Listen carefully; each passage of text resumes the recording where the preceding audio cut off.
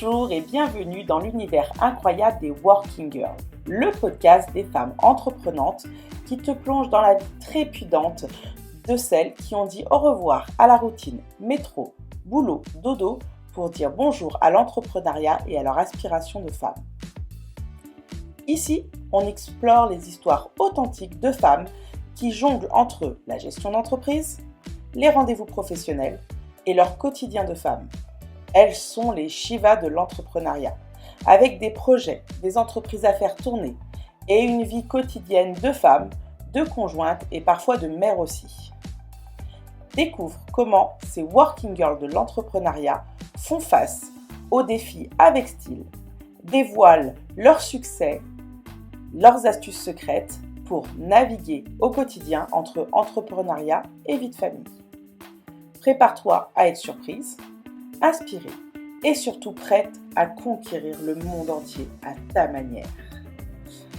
Des rires, de l'inspiration et une bonne dose de girl power.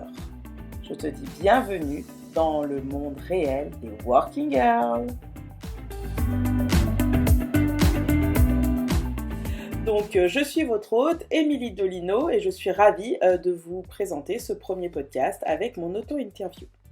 Il était pour moi important que vous ayez mon histoire pour comprendre l'authenticité de ce podcast, mais j'ai eu aussi à cœur de me dire qu'il n'y avait pas que mon histoire et que toutes les femmes que je rencontre, que j'interviewe pour ce podcast, ont leurs propres histoires et c'est comme ça que j'ai envie de vous faire découvrir ce podcast Working Girl. Du coup, je suis ravie de vous retrouver aujourd'hui. Donc, je m'appelle Émilie Dolino, j'ai 38 ans, je suis mariée, j'ai un enfant d'une dizaine d'années et je suis à la tête de Commingraph, qui est une agence de communication où je suis aussi courtier en impression sur cette même agence. Et aussi, j'ai une double casquette, je suis la fameuse slasheuse, puisque du coup, je suis également conseillère manager pour Soft Paris Direct. Donc, j'aurai l'occasion dans ce podcast de vous expliquer un petit peu les différents métiers et les différentes casquettes que j'ai aujourd'hui. Avant ça, j'ai envie un peu de vous partager mon parcours, puisque du coup, c'est important pour moi de vous compreniez bien qui je suis et d'où je viens. Donc, à l'âge de 14 ans, suite à un stage, j'ai décidé de devenir graphiste. Vraiment, au fond de moi, ça a été tout de suite le coup de cœur pour ce métier de graphiste. Je suis rentrée chez moi, j'ai dit « Papa, maman, je veux être graphiste ». Donc mes parents m'ont vraiment soutenue dans cette démarche et m'ont vraiment accompagnée pour arriver à trouver la bonne voie, la bonne filière et que j'arrive vraiment à faire ce que je voulais de ma vie. Donc j'ai fait plusieurs années d'études puisque du coup j'ai enchaîné, j'ai fait 2 CAP, un bac pro et un bac plus 2 en infographie, donc vraiment toujours dans la même filiale, tout ça en alternance également, donc ça m'a permis de voir des entreprises de différentes tailles, des grosses entreprises, des plus petites entreprises, des moyennes entreprises, donc vraiment c'était assez varié, mes études ont été vraiment assez variées, mais en tout cas très enrichissantes parce que c'était vraiment ma passion, le métier que je voulais faire. Et du coup, voilà, j'ai toute ma scolarité touché cette passion du bout des doigts. Et forcément, quand on fait quelque chose par passion, ça se passe beaucoup mieux. En 2009, à la fin de mes études, je décide de suite de monter Commingraph, mon agence. C'était vraiment un souhait de ma part. Alors pourquoi ? Eh bien parce que lorsque j'ai travaillé dans de très petites entreprises, c'est vrai que c'est une chance de travailler dans ces entreprises-là, puisque du coup, on est un peu de partout. Dans les grosses entreprises, j'avais un poste et je ne devais pas en déroger, alors que dans cette petite entreprise, j'ai eu vraiment l'opportunité de toucher un petit peu à tous les métiers. Alors bien sûr, ma formation initiale, c'est le graphisme, mais ça m'avait donné envie d'aller plus loin et vraiment de me mettre à mon compte. Je ne vais pas le cacher non plus, mais le lien de subordination à la sortie de mes études me pesait aussi un petit peu. Donc du coup, voilà, j'ai créé cette société pendant 3 ans et elle a bien fonctionné. Alors quand je dis qu'elle a bien fonctionné, c'est que c'était très bien à ce moment-là, puisque voilà, j'avais un tout petit loyer, j'avais pas beaucoup de frais, donc le peu que je ramenais avec cette société, j'en étais très contente. Toujours est-il, c'est sûr que derrière, bah, il y a la pression sociale, la pression familiale qui nous dit que dans une vie, il faut avoir une vie bien rangée, trouver un CDI, voilà. Donc, j'avais pas non plus, voilà, je gagnais pas des mille et des cents.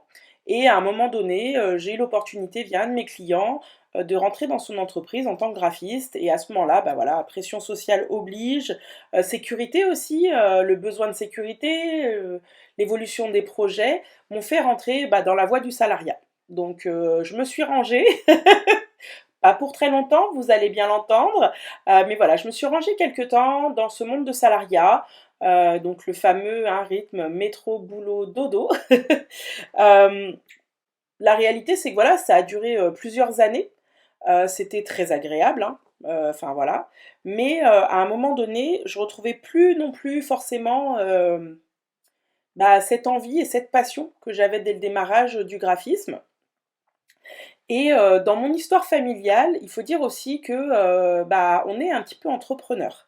Mon grand-père était maraîcher, mon papa a une fromagerie, donc je connais l'entrepreneuriat depuis mon plus jeune âge, puisque du coup mon père était vraiment dans ce milieu-là. Mais je connais effectivement ce milieu dans les bons et les mauvais côtés, puisque en voulant grandir et évoluer dans sa fromagerie, mon papa a malheureusement eu une très grosse difficulté sur laquelle il est tombé, puisque du coup, il a voulu voir plus grand. Et à ce moment-là, malheureusement, le projet n'a pas pu se faire. Et finalement, à vouloir voir plus grand, bah, il s'est retrouvé avec plus rien du tout. Donc ça a été aussi pour moi, bah, l'entrepreneuriat, ça existe, mais je sais aussi qu'on peut tomber puisque je l'ai vu tomber, j'avais une dizaine d'années à peu près, donc c'est vrai que c'était un petit peu, pour moi c'était aussi un peu ancré en moi. Donc voilà, donc j'ai fait un petit peu ça. Et puis les premières années de Coming Graph, soyons honnêtes, c'est que le métier de graphiste, je le connaissais. J'avais vraiment de nombreuses années d'études, la passion aussi, donc ce métier-là, je le connaissais. Mais il me manquait une connaissance aussi qui n'est pas des moindres quand on se lance dans l'entrepreneuriat, en tout cas avec le recul, c'est le commercial. Parce que du coup, j'ai jamais fait d'études de commercial, j'ai jamais fait comment me vendre. Donc je savais très bien faire mon métier, mais par contre, je ne savais pas forcément vendre mon métier. Alors, à la fin de mes études, mes parents étant toujours actifs, c'est vrai que c'était mes meilleurs commerciaux à cette époque-là. Grâce à eux, j'ai pu vraiment avoir de beaux contrats. Mais c'était quand même... voilà, c'est vraiment ce qui m'a fait arrêter la société aussi au bout de 3 ans, c'est bah, ce manque de visibilité et ce manque de clientèle que je n'arrivais pas à avoir.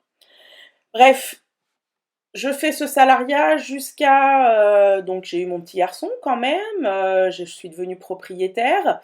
Et en fait, à l'arrivée de mon fils, je me suis dit vraiment, enfin remise en question, je me suis dit, ça me correspond plus. Ça me correspondait plus pour plusieurs raisons, hein, parce que déjà j'avais énormément de routes pour me rendre à ce poste-là. Alors c'était un super poste, hein, mais vraiment la route m'aidait pas à continuer. Et puis vouloir voir mon fils grandir également, puisque du coup, bah, je le posais très tôt chez sa nounou, je partais travailler toute la journée et je le récupérais très tard le soir. Et finalement, à ce moment-là, bah, zéro moment de qualité, source de stress et d'angoisse également. Donc j'ai préféré quitter cette opportunité de CDI hein, bah, pour de nouveau me remettre à mon compte. Donc en 2017, voilà, j'ai pris la décision de recréer Coming Graph, donc la même agence que j'avais créée à la sortie de mes études, avec bien sûr un petit truc supplémentaire, c'est que depuis j'avais quand même plusieurs années d'expérience, en tout cas dans le domaine du graphisme, mais toujours pas en commercial. Du coup, quand je me suis lancée en 2017, je n'ai pas lancé que Soft Paris. À ce moment-là, j'ai fait aussi le choix de rejoindre Soft Paris Direct en tant que conseillère au démarrage. Donc, qu'est-ce que c'est que Soft Paris Direct? Eh bien, c'est de la vente directe. Alors, pour ceux qui ne sauraient pas forcément ce que c'est que la vente directe, c'est le modèle Tupperware. On va chez les gens pour se présenter les produits. En termes de produits, c'est là où c'est assez rigolo, c'est que nous proposons des produits pour l'épanouissement intime de la femme et du couple. Donc tout ce qui va être lingerie, cosmétiques, accessoires. On a différentes soirées à thème. Et à ce moment-là, je me suis dit, tiens, lance-toi là-dedans parce que au démarrage, quand j'ai lancé ces deux entreprises en même temps, je me suis dit, financièrement, il faut que tu tiennes parce que bah, les 3 premières années, le financier ne suivait pas. Et là, je ne sais pas pourquoi, j'avais aucune certitude, hein, mais au fond de moi, je me disais, je suis sûre que ce métier de vendeur à domicile, ça gagne de l'argent. Voilà, j'avais cette conviction au fond de moi, et du coup, bah, je me suis lancée chez Soft Paris. La réalité, c'est que, bah, bien sûr, hein, ça m'a apporté très rapidement de l'argent, cette activité-là, puisque bah, c'est un métier fun, rigolo, on rencontre des gens super, mais surtout on vend des produits et les gens ne trouvent pas ces produits de partout, entre guillemets, mais en tout cas, là, ils avaient du conseil personnalisé. Au-delà de la vente, je me formais également, puisque chez Soft Paris, nous sommes accompagnés par des formateurs. Et c'est vrai que l'avantage de ce système de vente directe, c'est qu'aujourd'hui, sur cette entreprise-là, je suis indépendante, mais je n'ai pas la charge d'une entreprise classique. Puisque du coup, je ne m'occupe pas de la com, je ne m'occupe pas de la gestion des stocks, je ne m'occupe pas de trouver les produits, voilà. Mon seul travail à moi, c'est de vendre ces produits, de distribuer ces produits. Voilà. Donc vraiment, euh, Soft Paris m'a vraiment aidé à me former et à avoir une autre vision. Dès 2017, hein, Graph a fonctionné, donc pareil, je me suis dit, ah papa, tu as déjà créé la société, qu'est-ce que tu peux faire pour améliorer l'expérience que tu as déjà vécue auparavant? Et à ce moment-là, j'ai décidé de me faire accompagner. Accompagner comment? Bah déjà, j'ai pris le temps de chercher le meilleur statut, j'ai pris le temps de me renseigner sur les démarches commerciales, justement, et je suis rentrée dans des réseaux professionnels et franchement, ça m'a aussi beaucoup aidé à me développer au niveau de Coming Graph. Donc en 2017, j'ai vraiment créé ces deux entreprises en parallèle et elles ont au démarrage un petit peu évolué ensemble puisque du coup mes réseaux m'alimentaient sur les deux entreprises. Alors à ce moment-là, un petit syndrome de l'imposteur. Je parlais bien souvent que de Coming Graph et je ne disais jamais qu'à côté, je faisais aussi de la vente directe. Et bah, finalement, voilà, grâce au réseau pro, comme Grave, j'avais des petits contrats. Mais en parallèle, avec Soft Paris, en travaillant très peu, je gagnais beaucoup d'argent et ça me permettait aussi bah, de passer vraiment beaucoup de temps de qualité avec ma famille et d'être présent et de voir grandir mon fils. Donc, assez naturellement, en fait, Soft Paris a un peu pris le dessus dans cette carrière professionnelle et j'ai évolué assez rapidement également, donc via la formation, hein, l'accompagnement et la formation que j'ai eue en interne, mais aussi très vite, j'ai pu recruter mes premières conseillères. Donc voilà, j'ai des gens dans mon équipe qui, en complément de leur salaire, font aussi ce métier-là. Et bah, ça m'a permis aussi de découvrir ce métier de manager et de me former aussi à ça. Donc vraiment, j'ai eu une évolution assez rapide sur Soft Paris qui m'a vraiment permis d'aller très haut assez rapidement, puisqu'au bout de 2 ans, je gagnais déjà un premier voyage grâce à mon chiffre d'affaires. Au bout voilà, de 6 mois dans l'activité, je recrutais bah, la première personne dans mon équipe, puis ensuite la seconde, la troisième, ainsi de suite. Et vraiment, bah, ça m'apportait énormément ce que je vivais avec Soft Paris. Donc en toute franchise, comme Ingraph existait, j'avais des clients qui étaient présents, qui étaient fidèles, que j'accompagnais, qui étaient très heureux de moi, donc qui me recommandaient. En revanche, c'est vrai que je ne faisais pas de démarche commerciale à cette époque-là. Et puis, bah voilà, j'ai profité et vraiment, je me suis vraiment investie chez Soft Paris. Ensuite, 2020 arrive, patatras, vous le savez tous, 2020, le Covid arrive, et là, forcément, bah, ça rebat les cartes, puisque bah, du jour au lendemain, bah, confinement, également couvre-feu, puisque du coup, au-delà de juste le confinement, j'ai aussi vécu les couvre-feux. Donc, Soft Paris, bah, vraiment, il y a eu une chute dans le chiffre d'affaires, hein, faut pas se le cacher, mais c'est une chute qui a été vite palliée, puisque bah, vu que je travaille pour une marque, euh, je- ils ont su en fait nous fournir les outils nécessaires pour rebondir à ce moment-là précis. C'est-à-dire que très rapidement, au bout de 15 jours de confinement, on a tout de suite eu une nouvelle formation, de nouveaux outils mis en place. Alors je pense à ma propre boutique en ligne, hein. Ça c'est important. Il y a aussi eu un système de coaching individuel Donc pour pallier le fait qu'on ne pouvait plus aller rencontrer les clients chez eux à leur domicile, nous faisions de l'accompagnement individuel par téléphone. Ça me permettait d'être plus proche de mes clientes et de pouvoir aussi les accompagner dans ce moment qui était assez compliqué, pour tout le monde hein, d'ailleurs, mais du coup de les aider à retrouver un second souffle et de profiter au mieux de ces temps que la plupart de nous avions avec nos conjoints à la maison. Voilà. Donc vraiment tout ça, ça a permis de se remettre encore en question, mais ça m'a aussi fait penser au fait que bah, du jour au lendemain, tout peut disparaître.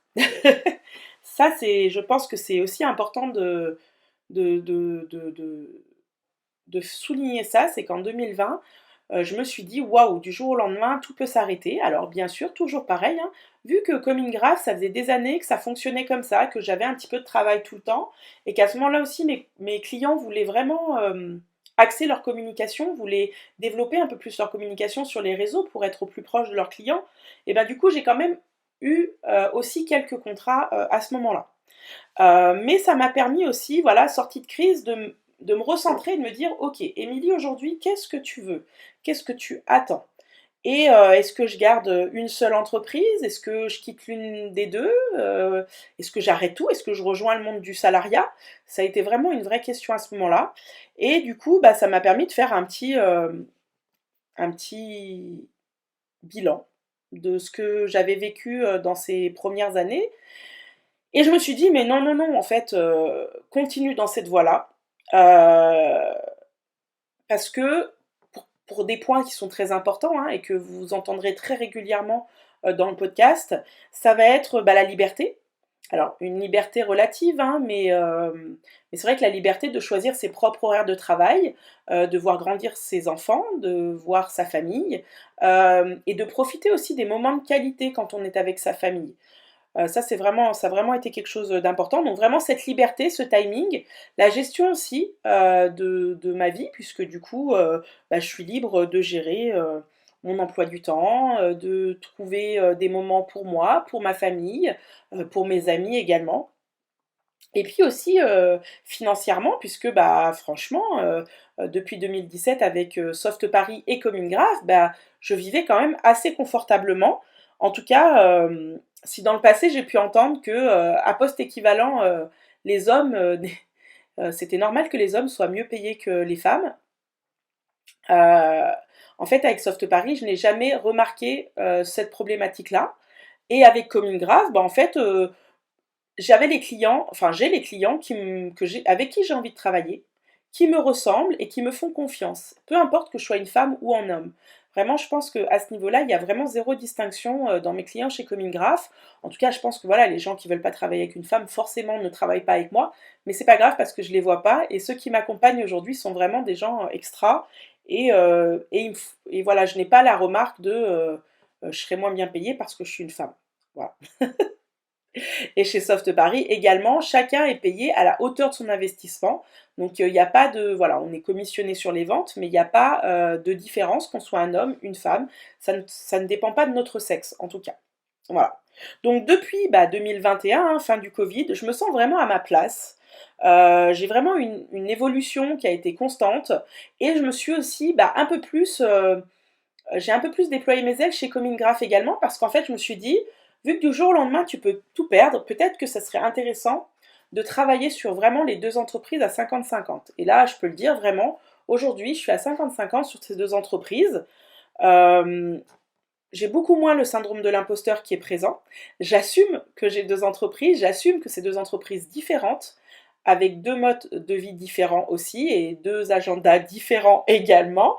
Mais en tout cas, aujourd'hui, je peux parler librement de ces deux entreprises. J'ai des projets plein la tête pour les deux.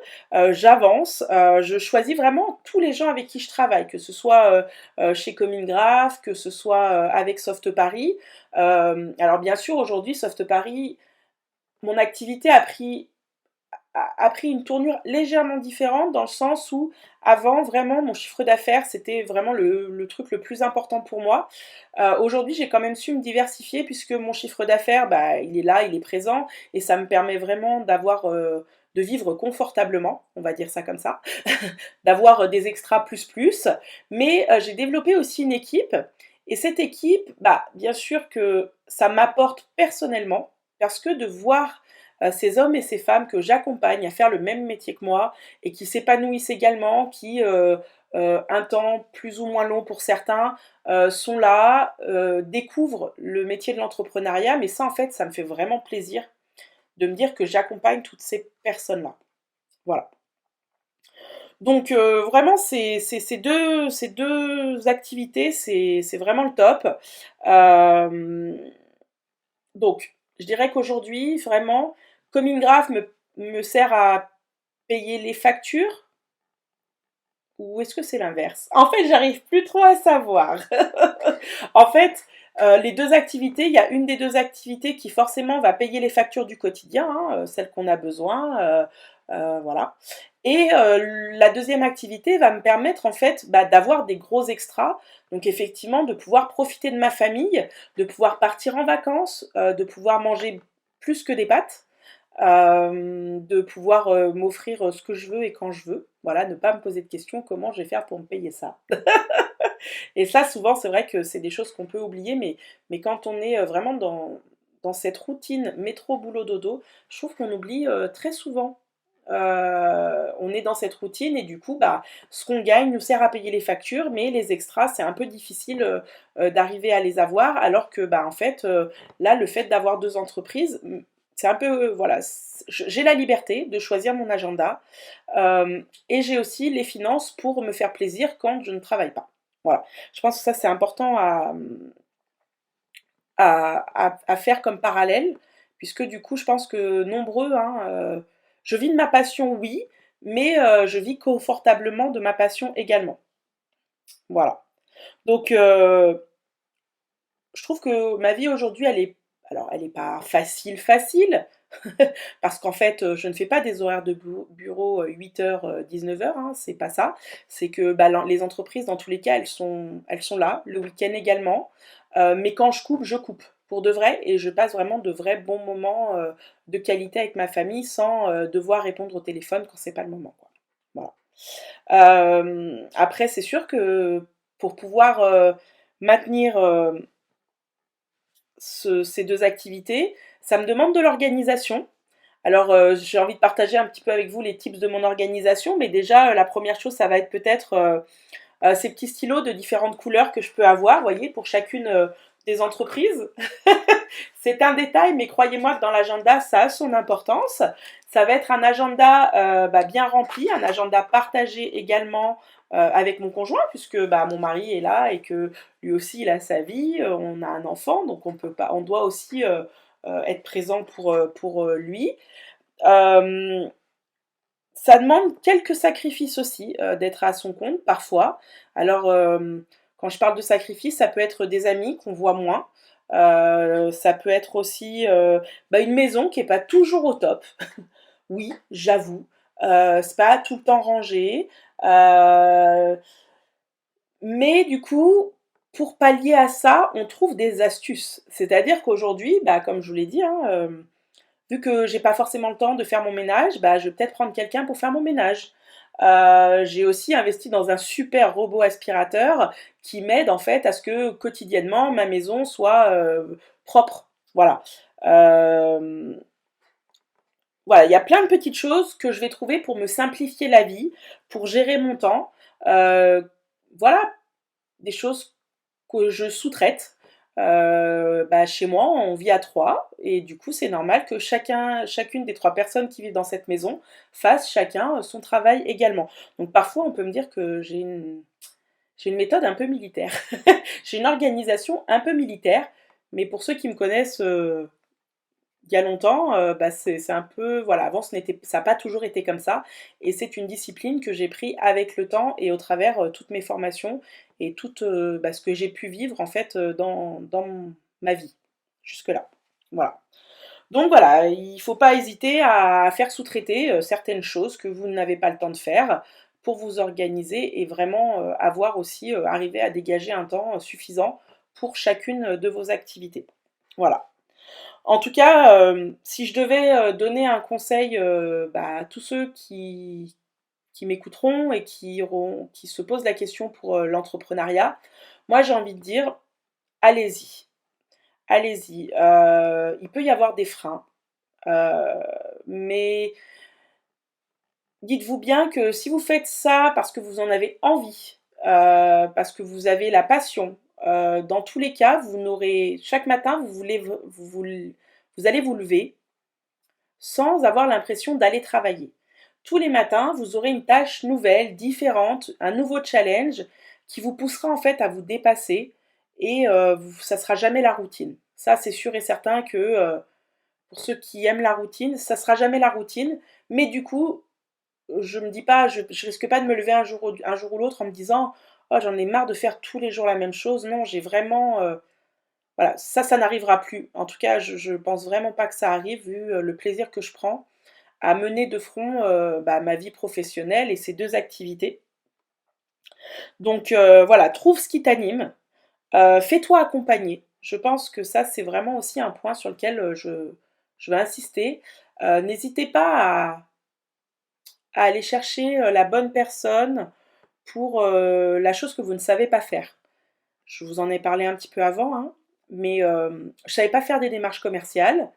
Et le fait d'être rentrée chez Soft Paris m'a permis d'apprendre ce métier de commercial, de savoir décrocher mon téléphone, souvent, régulièrement, de devoir me faire violence parfois pour ça. Mais aujourd'hui, je m'en sers vraiment dans peu importe l'activité professionnelle que j'ai, je me sers de ça. Alors bien sûr, j'ai choisi cette voie-là, après chacun choisit sa voie, hein, mais comme je vous ai dit, par rapport aux freins et aux peurs, mais c'est vrai que au moins avec Soft Paris, je ne prends pas de risque. Je n'ai rien à perdre. Voilà. Et ça, je pense que c'est vraiment le point aussi qui a fait le choix, là où j'ai fait le choix de la VDI, c'est vraiment le fait que je me lançais dans l'entrepreneuriat sans risque. On aura l'occasion d'entendre la personne qui prend les risques pour moi chez Soft Paris. Je vous promets qu'on va l'interviewer très prochainement. Donc voilà, allez-y, sortez de votre train-train quotidien, sortez de votre zone de confort, faites ce que vous avez envie. Écoutez-vous, je pense que c'est aujourd'hui le plus important, parce que, en tout cas, pour ma part, je n'engage personne avec moi là-dedans, mais pour ma part, je pense qu'on va travailler quand même un bon bout de temps et qu'il vaut mieux se lever chaque matin pour quelque chose qui nous fait vibrer, quelque chose que l'on aime et qu'on a vraiment, pour lequel on a envie. Voilà, c'est vraiment quelque chose d'assez important. Donc voilà, aujourd'hui tu as compris, tout est possible du moment où tu l'as choisi. Donc j'espère que voilà, mon témoignage en tout cas te donnera aussi envie. Et du coup, j'ai hâte de te présenter plein de profils différents dans ce podcast, de te faire découvrir des entrepreneurs individuels, des gens qui ont des chefs d'entreprise, qui ont des plus grosses entreprises. Bref, j'ai vraiment l'intention de t'amener de t'amener découvrir plein de femmes qui entreprennent, qui ont eu l'idée un jour de se lever le matin pour elles. Et je suis ravie du coup de t'emmener avec moi pendant ces 2 fois par mois dans ces histoires passionnantes. Voilà. Eh bien merci beaucoup et j'ai hâte de vous retrouver dès le 20 mars pour le prochain épisode de mon podcast. Désormais, tu as rendez-vous avec Working Girl les mardis en semaine paire pour des interviews vibrantes, toutes différentes, avec des récits passionnants. Une bonne dose de girl power, mais surtout l'envie profonde pour toutes de faire évoluer notre monde. Tu retrouveras Working Girl sur toutes les plateformes d'écoute. Pour ne manquer aucun épisode, abonne-toi pour être aux premières loges et recevoir les notifications de notre prochain rendez-vous. En fonction de ta plateforme, mets une note à ce podcast et commente cet épisode. Envie d'interagir avec cet épisode ? N'hésite pas, fais-le sur la plateforme d'écoute de ce podcast, mais aussi rendez-vous à l'after party sur notre groupe Facebook Working Girl le podcast.